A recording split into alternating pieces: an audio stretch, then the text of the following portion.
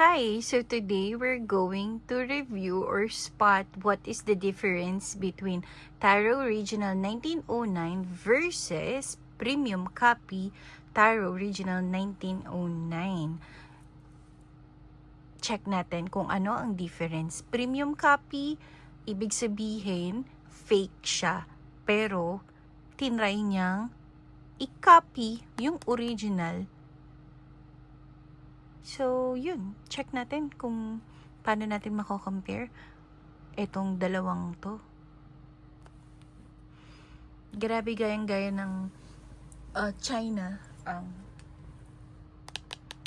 Made in China din kasi naman to. As far as I know.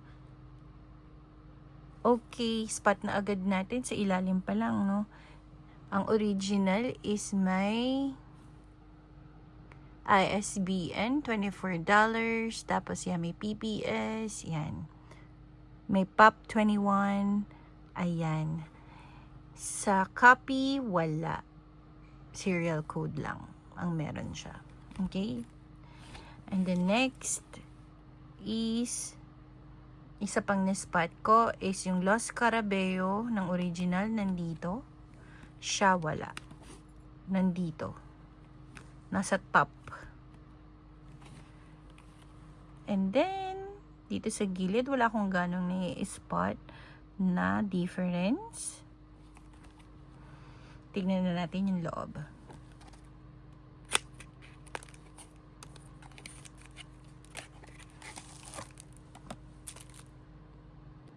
Okay, binuksan ko na siya. So, ang Taro Original 1909 from USA, meron siyang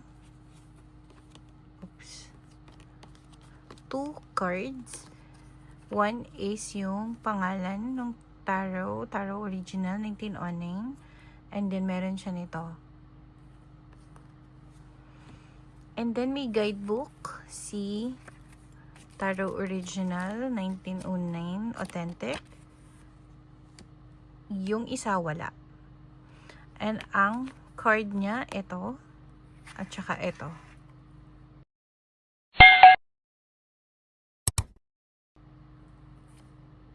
Okay. Ngayon, compare natin. Sa paghawak, this one is glossy, this one is medyo matte.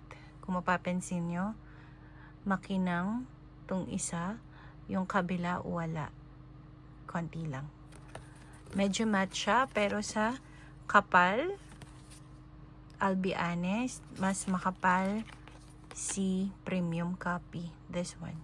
Manipis yung original. Sa color, mas darker yung original, lighter yung premium copy. Sa back, malaki ng difference nila sa back. No?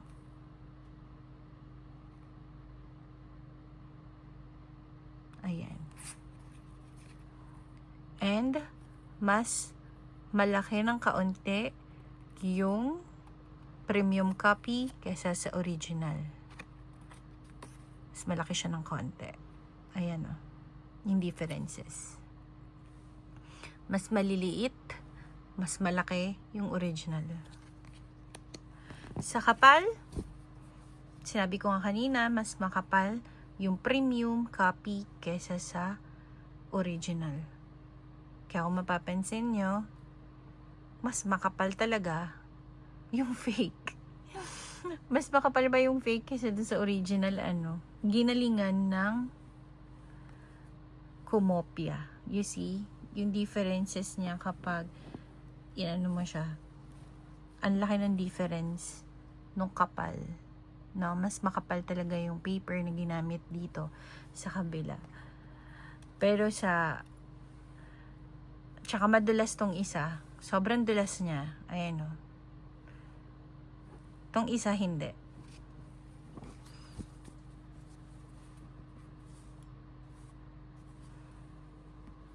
Check na natin. Check pa natin. Rounded naman yung dulo, parehas.